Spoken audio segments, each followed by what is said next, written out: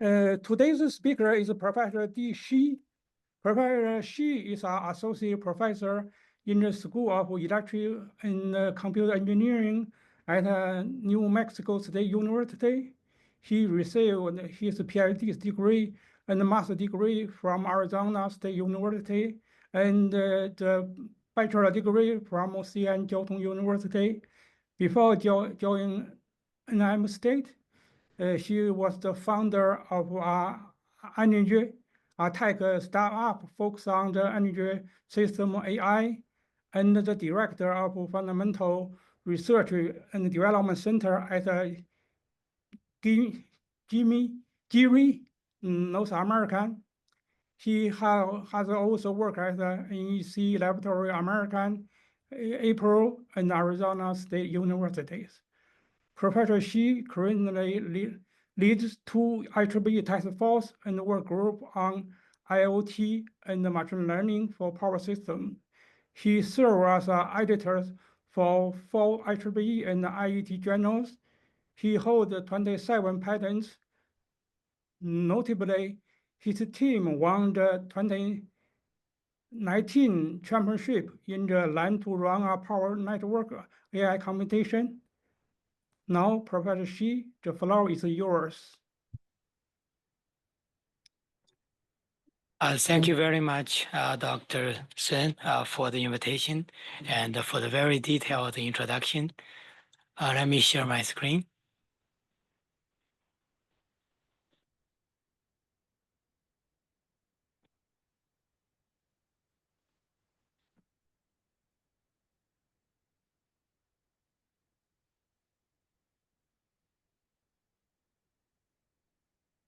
Can you see my full screen now? Yes. Yes. Okay, great. Thank you very much for the invitation.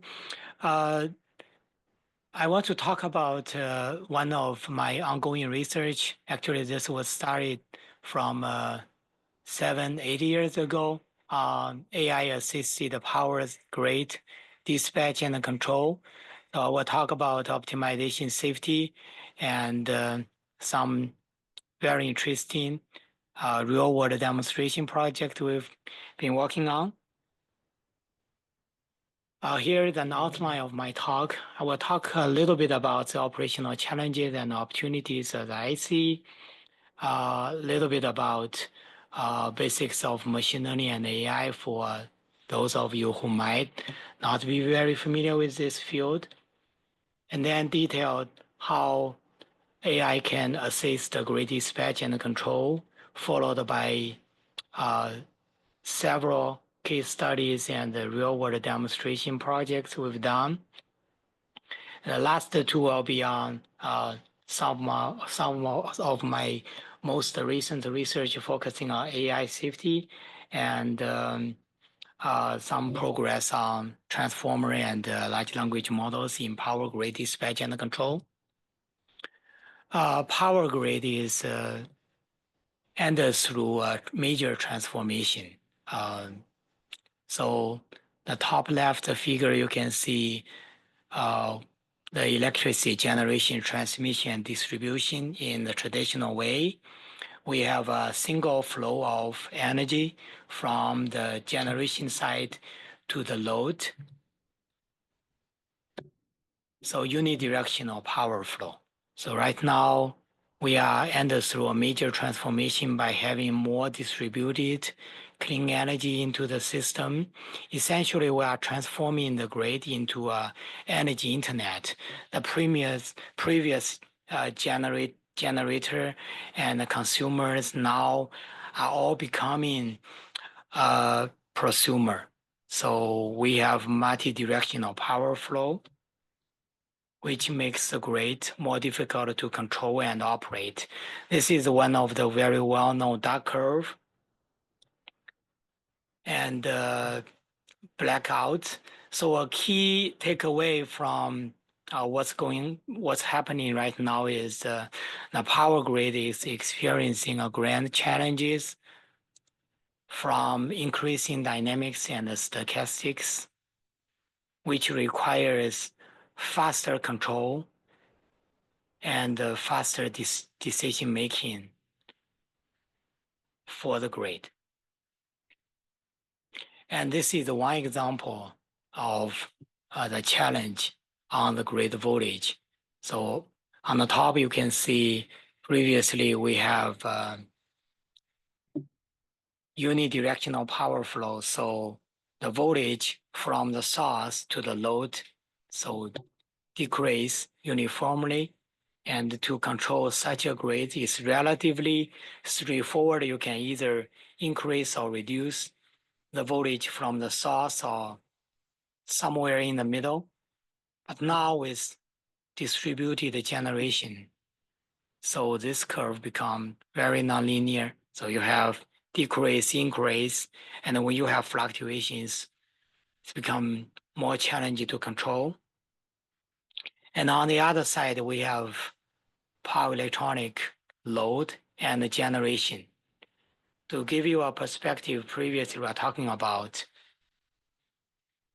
a time range from the right, from minutes, hours, or sometimes even days for different type of sources and phenomena. Now with converter interfaced units, we're looking into millisecond or second. So the change in time scale really matters. So those are the challenges. We also have some opportunities. So this shows you the internet traffic over the past few years and forecasting over the next few years. We have huge increase in the internet traffic and essentially a data explosion. From the power system perspective, we have increasing number of sensors, smart meters, PMUs, and grid digitization. So one thing we know for sure is the digitization is going to be everywhere in the grid. So my background originally was from the industry. So before I'm joining academia, roughly 2.5 years ago, I was working in industry labs. So every year I spent at least 2 weeks sitting together with a grid dispatcher in the control room. So this was for a long time focus of my research, which I called grid eye. So the basic idea is we have a lot of sensors in the grid. We are collecting real-time data and also some non-real-time historical data.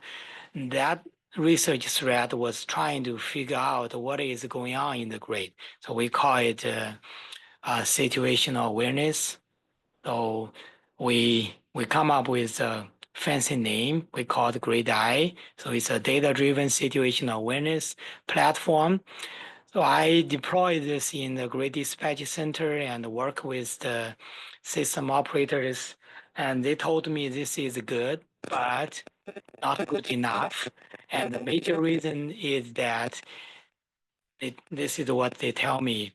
So you are telling us that what is going on in the grid, but a lot of the dynamics happen so fast, we don't know what to do. So it's like showing us these are our problems without telling us how to solve those problems. So that's one of the gap I observed. So as you can see, this is the situation awareness. We get a lot of real-time data. We have computer softwares that can provide situational awareness, which is SA, to the system dispatcher. And the decision and action is where we have the gap. So if you look at this loop, so everywhere we have computer programs and all the application data collection happen in millisecond or a fraction of a second. But once we come to the point of decision and action, operators are heavily engaged and they have to take data. They have to do the analysis either based on a simulation or based on their experience. And their decision making takes time. So what really slows down this process is here. And in the meanwhile, we have a lot of exciting things going on from the AI and the machine learning field. And this slide lists quite a few of those to address the previous gap. And this was really started from 2017, 2018. The idea was that we have observed increasing autonomous from the other field powered by AI and machine learning. And we still see a human heavily engaged in the decision and the control process. Then the idea was that can we use AI to address those gaps? And the major gap is in Power Grid, we have a lot of data, but very few of those data are labeled. And that makes, learning very difficult. So at that time, the key idea was that can we leverage the most advanced AI and machine learning technique while using our classical computation and the modeling tools people have been developing for decades. And if we can combine these two, can we use the classical ones to provide feedback to the machine learning so that we can make this self-learning or self-supervised? This is a little bit about machine learning. So for those of you who are not familiar with this, so we generally have 4 categories. The first one is supervised learning. You have data with label and you learn from label data. Unsupervised learning, you have data, but you don't have label. And the semi-supervised learning, you have a mix of these two. And the reinforcement learning is a very different one from the previous 3, where a computer program can interact with the environment and you make decisions in a try and error way. And through those interactions, you learn a model and you use that model for future decision making or control. And out of that, one of the very promising field is a combination of deep learning, which can be an extension of the previous 3, where you use a deeper neural network and combine that with reinforcement learning, which is a deep reinforcement learning. And that field open the door for many potential power system applications. So this slide gives you a rough idea of what we are looking at in the power generation, transmission, distribution, and end user. So overall, there is a shift in the research and application field. So previously, we focus on the monitoring, diagnosis, and forecasting. And recently, people start to look at reasoning, long-term planning, decision-making, and autonomous control. And many of those technologies are powered by deep reinforcement learning. And also, there is a change in the way of thinking. So this is a traditional way, the traditional approach in Power Grid, where we have model. It's a model-centric approach where we feed our computer programs with rules and the data and come up with answers and decision making. We focus on the automation of this process. Now with AI machine learning, we start to look at a different approach where we feed the computer program with data and the phenomena or answers, and the computer program try to figure out the rule and use that to guide our decision making and control. So now we focus on autonomous programs where the computer programs can learn, improve, and adapt themselves to the great dynamics and the situations. And there are three major advantages associated with the autonomous programs. One is flexibility, so we don't have to rely on fixed model or computer programs. The second one is continuous learning. The grade is becoming more and more complex, and many things are changing, and the rules and decision making needs to evolve. And one of the critical things is explicit models. There is no need for explicit models. A lot of the previous effort was on the modeling, and it's widely recognized that those model has limitations, and you can spend a lot of effort, continue to make improvement to those models, or make decisions based on data. So essentially, so my research is trying to figure out how we can develop method that can synthesize massive number of measurement from a wide area power grid, from hundreds, thousands, or tens of thousands of sensors, and use those measurements to make timely decision on how to best allocate the resources in the power grid, either to make the power grid more secure, resilient, or to improve its efficiency. So this was the framework I proposed years ago, which I called the great mind. And again, the key idea is, can we form a closed loop learning process so that the computer program can learn through interactions with the grid without the need of massive amount of labels.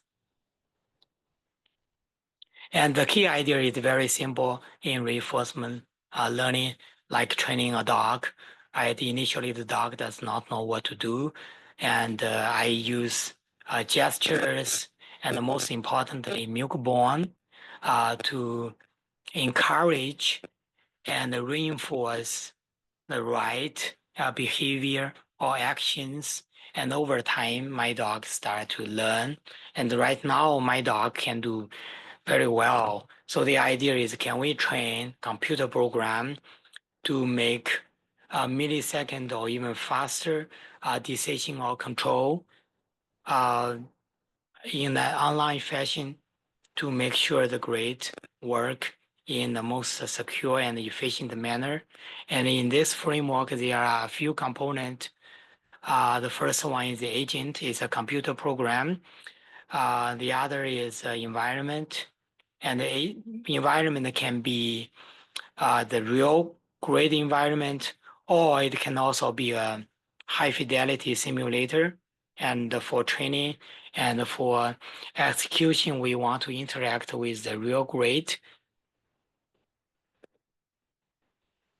And here are a few components.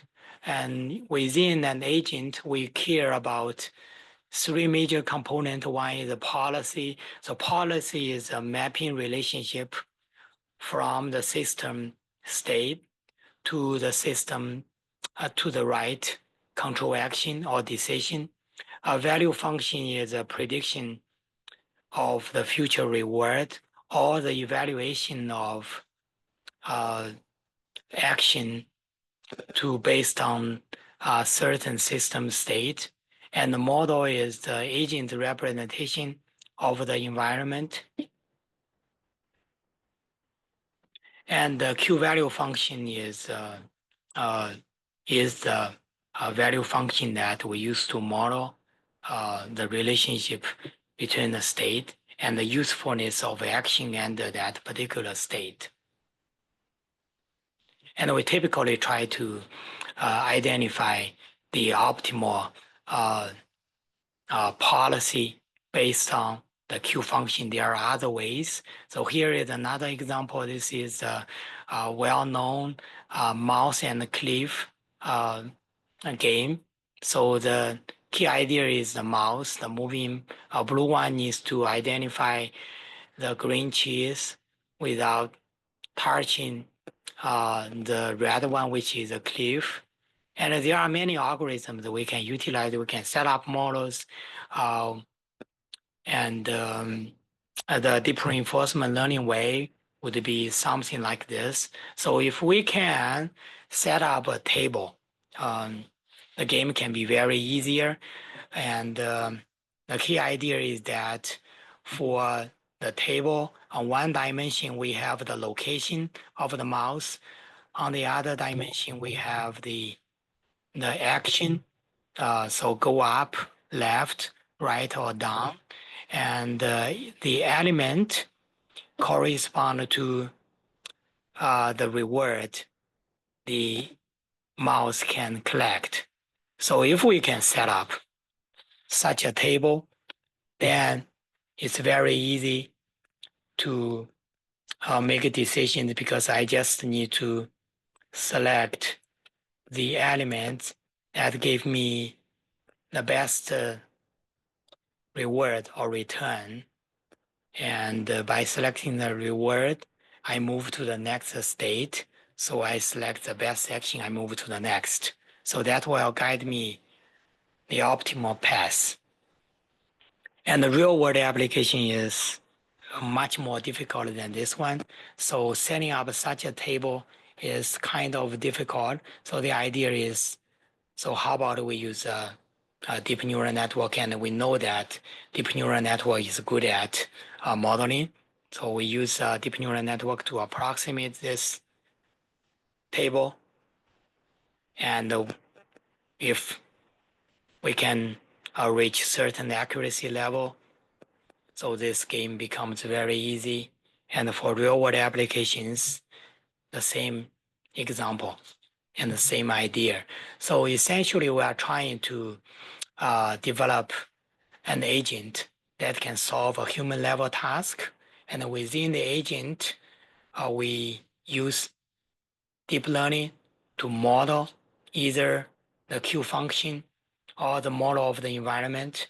And we use the reinforcement learning as the outer loop that can guide us to make decisions. So we combine these two, we can achieve pretty good performance in power grid decision and control applications. So this was the very first application I developed under such a framework, voltage control.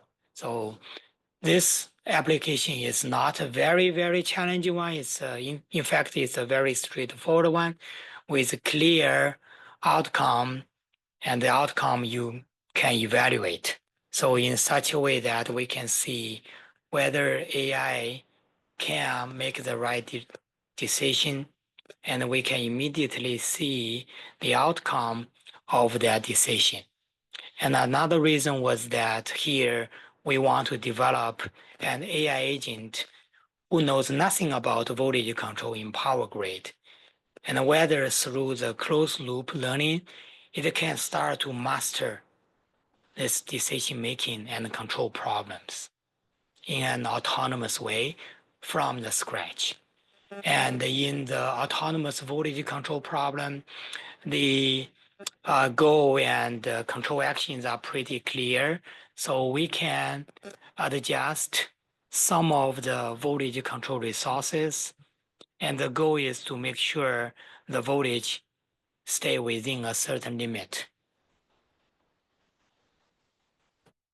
And those actions can be adjusting the generator output, load tap changes, or shunt elements in the grid. And if we map the application to the deep reinforcement learning framework. So the software is the agent, it's an app of great mind, and the environment is a power grid. And state, we select voltage across the entire system and power across the branches. And the control actions are generator voltage set point, shunt capacitor values, and the transformer tabs. The key here is that the agent knows nothing about the environment except for those data. So for example, the agent does not know the model of the power grid, the parameters of the line, and we want to see whether this framework can work. So this is the reward definition. So we use reward to guide the agent by telling the agent what is right, what is wrong, what is expected, what can be tolerated, what cannot be tolerated. And this is here I'm showing the simplest way of defining those rewards. So if the agent does something that brings all the voltage to normal range, we will give the agent a positive reward. Make sure that the agent knows this is good. And if we do something, the agent does something that partially solve the problem, we'll give a slight negative one to penalize the agent a little bit. And if the agent does something crazy that bring the grid down or make blackout or make the voltage very low, which can damage the equipment, we'll give a pretty large penalty. And we collect all the returns and we divide the return by the number of iterations so that the agent always try to solve the problem in the fastest manner without additional iterations. And we start with a very simple power grid, the 14 bus, where you only have 14 nodes. And here you can see the system parameters.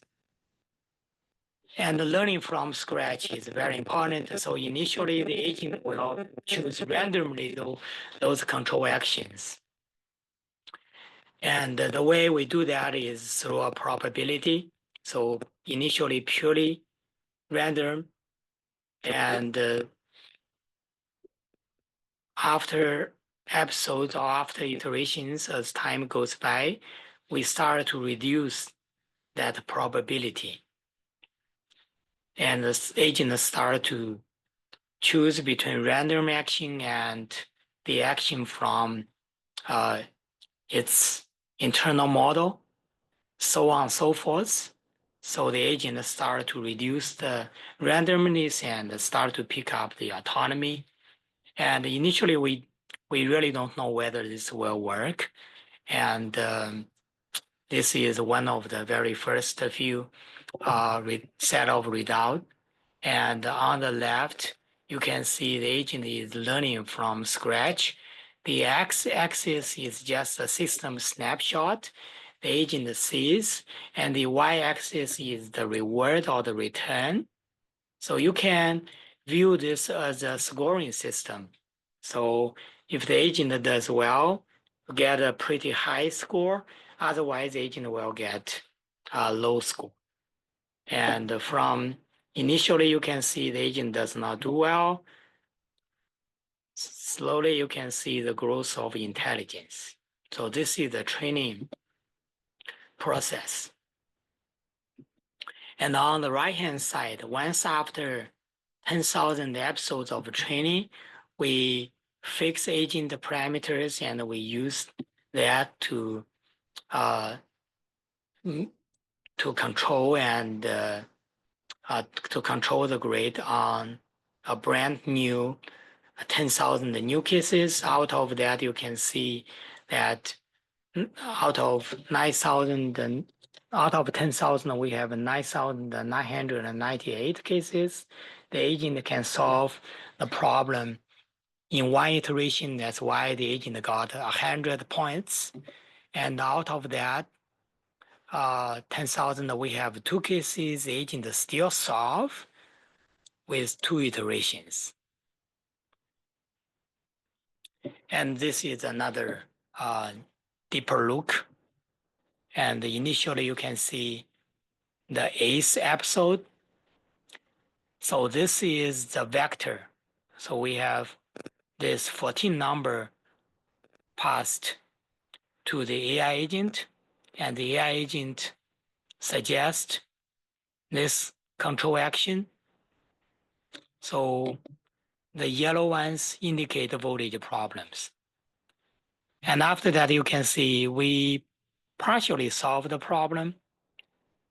For bus 12 and 13, the problem remain, but we encounter new problems. That means by solving existing problems, the agent create additional problems. But then we send this vector to the agent again. The agent tells, let's try this. And this is the system state. You can see that all problems solved.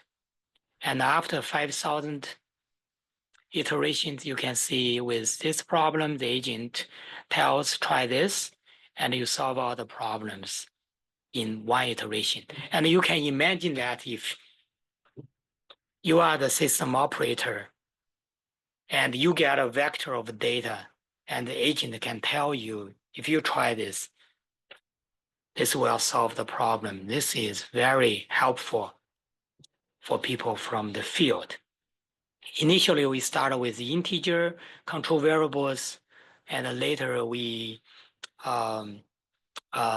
do a combination of both. So we also make a decision for continuous variables.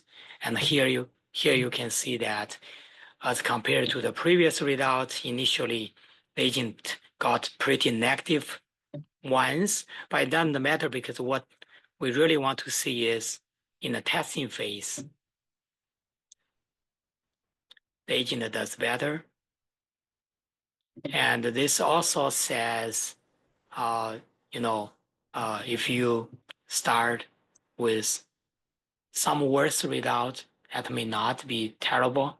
That may be better because you are exploring, the agent is exploring more options. And once the agent explore more options, then it will perform much better. And these are the results from the Illinois a power grid.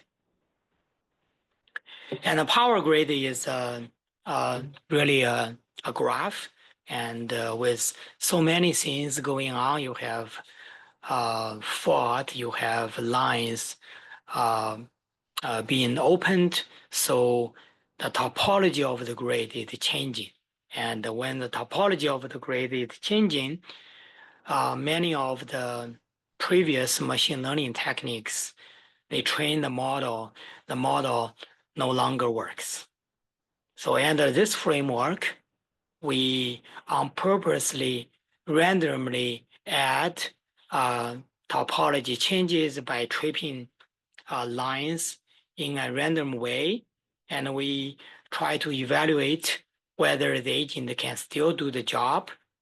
And from this result, you can see that the agent still perform pretty robust. So that was on the voltage control. And another application is on autonomous control, autonomous power flow or line flow control. So think about you have a 3-node system on the left. And if we have overload here, and how do you mitigate this? If this is a simple system, the strategy is very simple. We can increase the generation here, so more power flow through this branch, reduce the generation here, so more power flow through this branch. And even if we have a topology change, the conclusion still hold. So what if we have a bigger grid like the right one? And if we have overflow and the solutions are not so easy, right? And imagine a system operator is looking at this graph. It's pretty challenging for him to determine how to adjust the system generation and other control actions to make sure the grid is working fine. And the real power grid is much more complicated than the one on the right. And we have previously sensitivity approaches, but now AI can help mitigate that in millisecond. And those problems generally can be uh, generalized to the OPF. So we can use this framework to solve the OPF problem as well. I think we have two best papers from this field. I think the challenge here is that this is a pretty sparse learning problem. And although we have demonstrated that the AI agent can learn from scratch, and really if we have some previous example or experiences, we can use that to guide the AI agent in a very initial stage that can greatly speed up the learning process. And by doing that, once we have a trained agent, we can speed up the optimization process by a factor of 10 or even more. And this is the learning process of the AC optimal power flow. As you can see, the agent keeps trying to reduce the generation cost. And we try this on the Kaizo system. So previously, we do 5 minutes, 10 minutes, or 15 minutes optimization. Then with AI, even with so the gray one, you can see the wind and the load is changing pretty fast. So we can do point-to-point optimization every second. We can provide optimized operating condition for the grid, and that helps a lot. And this is on topology control. Topology control is a very challenging problem in power grid. And this is one animation I made. On the top, you have a renewable forecasting being far away from the actual generation. And if the system operator does not do anything, the system will trip this line. And if you still don't do anything, it will start to trip adjacent lines, and finally a blackout will occur. And in the bottom, that's the agent decision. At the right timing, the agent decide to open a line on purpose. And then when the situation gets worse, remove another line. And this is really counterintuitive. But the result is that without touching the generation, without touching the load, the system works just fine, just by opening two lines. And we have an agent that can run a month without human interference. So we open source this model. And if you check the traditional approach, so I'm not going to cover all the details and considering all the constraints. So those are the equations you have to set up for this decision problem.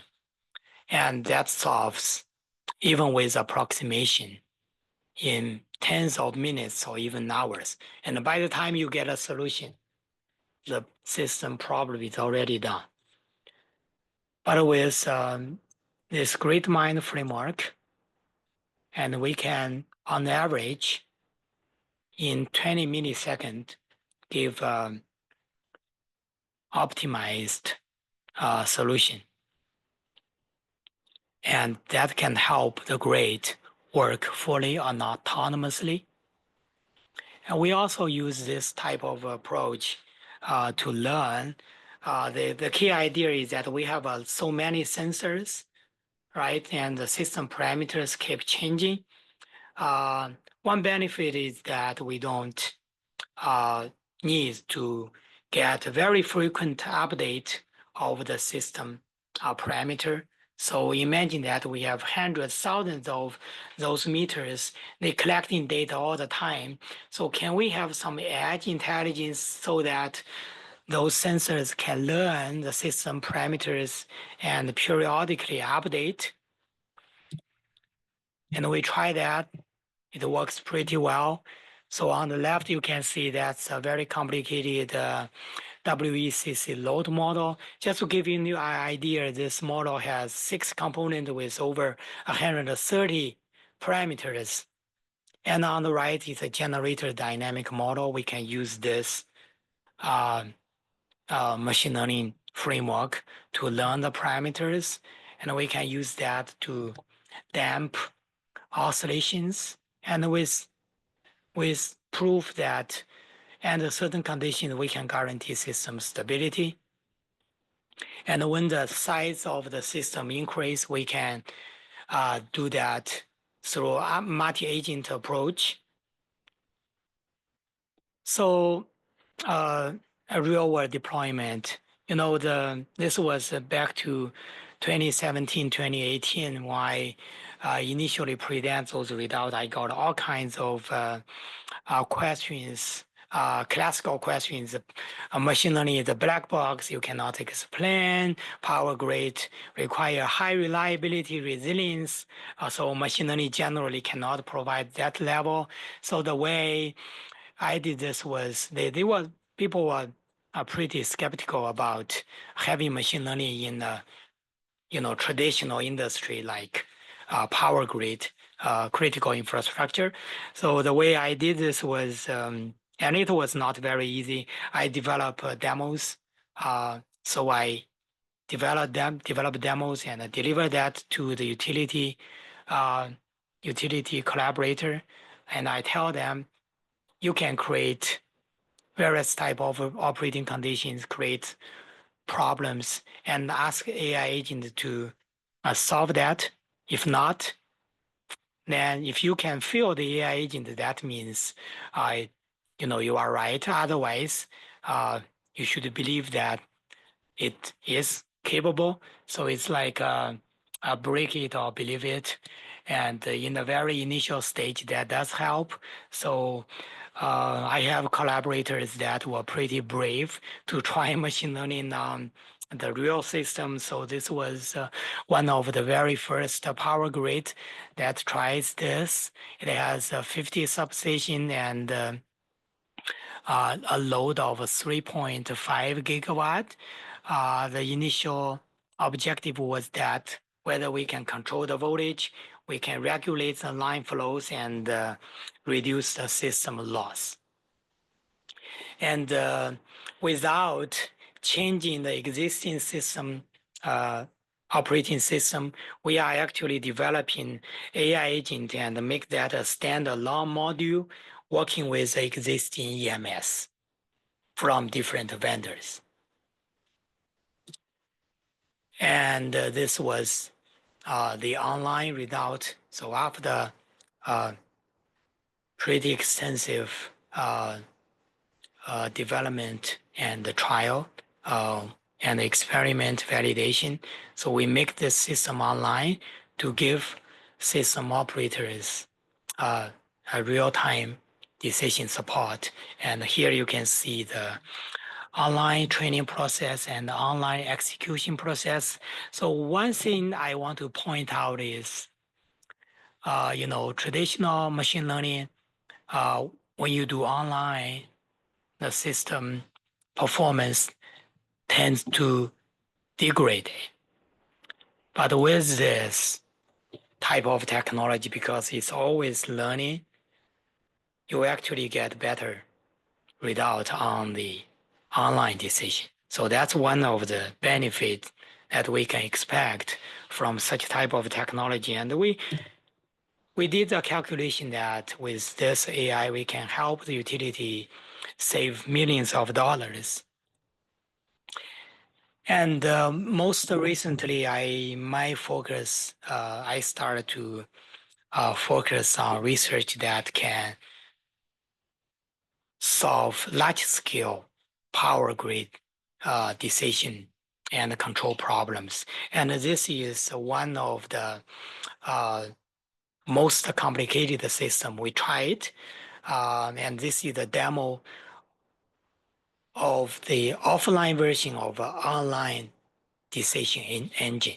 So the idea was that this portion of the grid has about 5,000 buses, and they have overflow and HVDC, single polar tripping or bipolar blocking fault. And we are trying to provide an AI agent that can provide system operators and support in 44 milliseconds. So that's the performance of the grid. And from data to data without knowing the system model. And with that, we can solve the problem in a fraction of a second. And this shows the effectiveness of the model. And I also make this into the distribution grid. So where the challenge really is, we don't have good system model. So training the AI agent in the very initial stage was very challenging. So we develop surrogate models from the data, which is a purely data-driven, and then use the surrogate model to interact with the AI agent to train. And we also compare this with the classical voltage regulation and control from the distribution grid.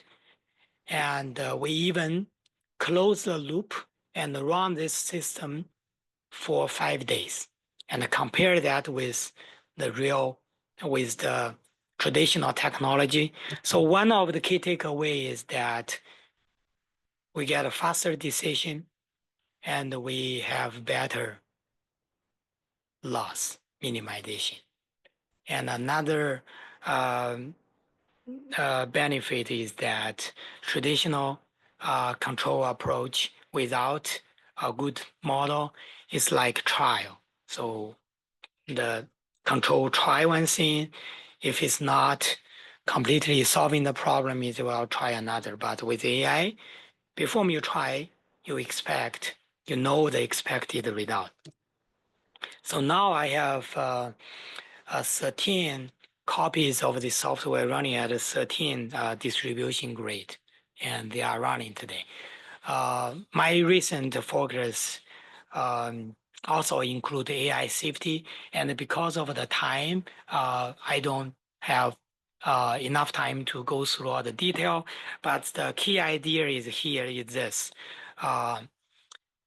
We want to make sure that the AI agent decision is bounded by security limit, because this is what we've seen in the field and from massive amount of simulation result. And sometimes before the decision solves the problem, it may introduce additional problems, and it may also introduce much worse problems. And how to make sure that we don't get a situation worse is a critical safety issue. And there are approaches we can do that. And so this is one a distribution grid, and all the red bar plot shows during the process, although the AI agent finally solved the problem, so across the system, those are the buses where we have periodical problems during the solution process. And by constraining and bonding the solution, we can actually make AI secure.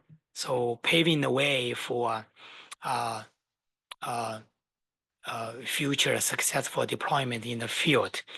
Edge intelligence is another approach we are working on. We are pretty close to deploying this in one of the local utility. So the idea is that right now, the major framework for decision making largely is still a centralized one.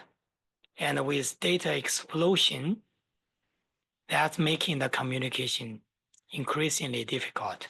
And that model is not sustainable. So essentially in the future, we're going to need distributed decision. And when we see problems, the distributed intelligent agent can report the incident or the problem to the centralized controller. But right now, the infrastructure is not supporting this. And one of the major reasons is that AI, as you know, is energy consuming and relies on GPUs.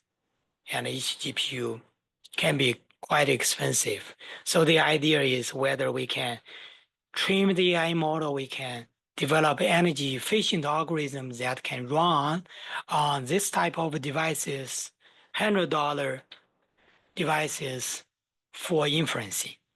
And my team have been working in this field, and we also developed some edge intelligent devices for the field. Now we have roughly 20,000 such devices in the field in 3 pilot projects. So these are some of my recent research on distributed machine learning, leveraging security. So one last thing I want to point out is the importance of continuous learning. And the major reason for that was we identified from the field that a model you trained may work well for today, tomorrow, a week, 2 weeks, but eventually it's going to break down due to concept drift, data drift, or model changes. So the only thing that is not changing is changing itself. And that can be very challenging for the machine learning models. So one thing we know is that if you keep training the model may get worse, right? And the other thing we know is that we need to carefully select the training data to make sure that the model is sufficiently challenged, but not over challenged. So we develop this online deployment of GreatMind. The key idea is we have 2 agents. One agent is making online inferencing, the other agent continuously learning. And after a certain period, we test the intelligence of the 2 agents. And if not, we swap. And that goes hand in hand. And we figure out this process goes pretty well. Large language models is the last thing we are, the most recent thing we are trying. We've done a lot of exploration in this field, but unfortunately, so far we haven't seen a very promising use case in dispatch and control. We tried that on the forecasting and compare with existing traditional approach. We don't see obvious improvement, and we are trying this on replacing the AI agent with large language models. That's ongoing research. So far, we haven't seen significant improvement. So one thing we think that might be promising is the multimodal data processing. So when we have non-numerical input to the AI agent, for example, the handbook of system dispatch. So, but collecting the data is kind of a challenge. We are right now trying to set up the data for that purpose. This is my last slide. The key takeaway is the recent development in AI and machine learning opens the door for new applications in power grid. And there is a major shift in research interest and applications from monitoring, forecasting, diagnosis, situational awareness to autonomous decision making. And essentially, we are trying to make the power grid fully autonomous, and the AI has the potential to be the autonomous driver for the power grid. And my research is focusing on that. And I try to strike a balance between theoretical and real world applications. Thank you very much.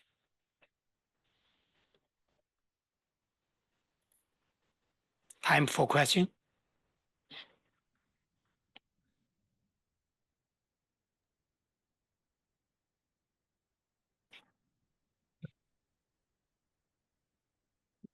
Any questions? I got one question about basically the relationship. You said this system GridMine was deployed in a various actual power companies, and how did that relationship happen? Was there already ongoing relationship with the university, or did you go to them sort of out of the blue and show them the system, or how did that relationship happen? So before joining academia, I formed a startup. So some of those projects was through the startup, and right now I do have an ongoing project through the universities, also working on this. Yeah, the edge intelligence one we are currently working on is from the university. Mm-hmm.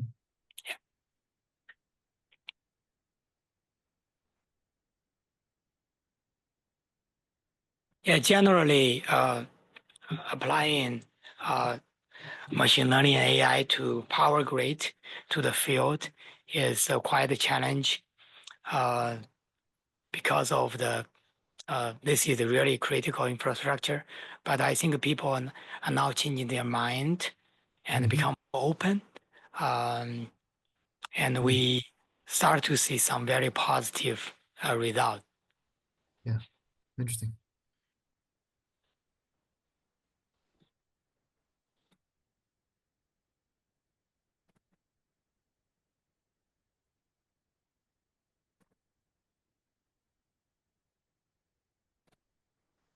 So I saw raised a hand. Yeah, hi.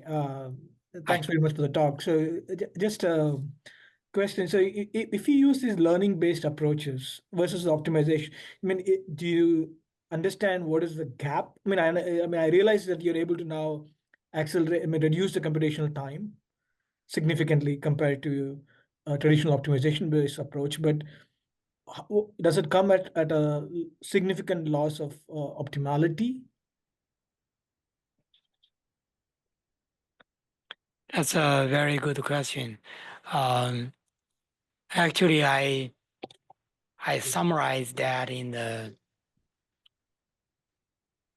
first few slides. So I think there are three major advantages. So one is flexibility. For example, in the traditional approach, we solve optimization problems.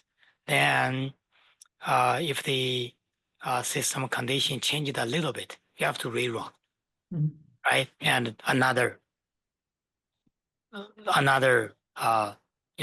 few minutes or tens of seconds, even with slight operating condition change. So that means the knowledge did not get stored. But with learning-based approach, with operating condition changes, that knowledge is stored somewhere, and that can be quite helpful. Mhm. And the second one is continuous learning. In Power Grid, things are always changing. So if you rely on the model-based approach, so first of all, the model can be inaccurate. I think there are a lot of research revealing that. And so it's really a comparison of using inaccurate model, but then accurate solution of inaccurate model as compared to data-driven approaches. So it's really, from a practical point of view, it's very difficult to, judge which is more accurate. And on top of that, this is an engineering, industrial system. And many times people are really looking at not the global optimal, but some in optimal in certain degree that is better than the current operating condition, right? Because of the trade-off between model and accuracy. And the data-driven approach, we don't need to fully understand or collect the status of the model, although we do have the infrastructure to do that.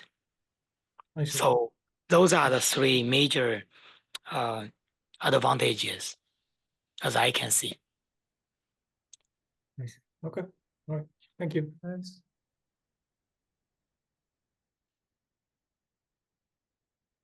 Oh, Franco.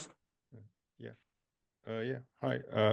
Thank you for the talk. Sorry to get back harping on the topic of robustness, but not that I necessarily think that AI is particularly at a disadvantage compared to any automated control in terms of breaking down or not. But I guess I just so you seem to.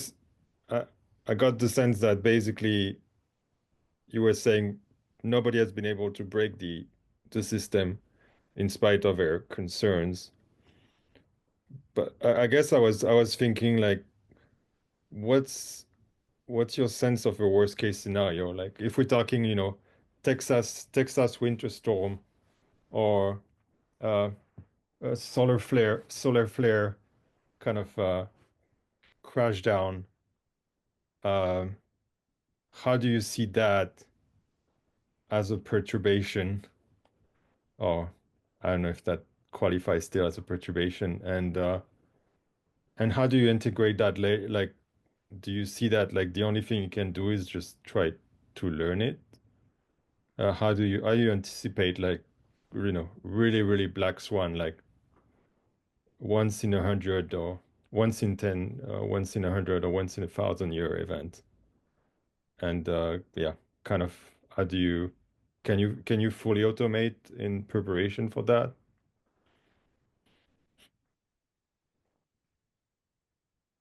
Yeah, that's a very good question. Maybe I didn't make myself clear.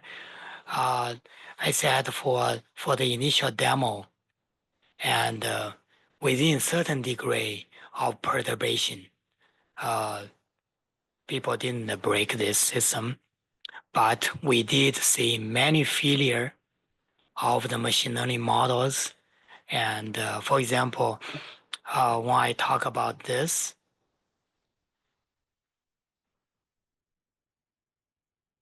I think there was one failure. So this one, and when I talk about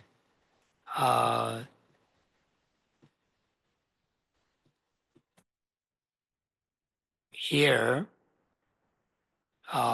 we did see a model trained work for a certain time period, and after some time, when the operating condition changed quite a bit, then the model may fail.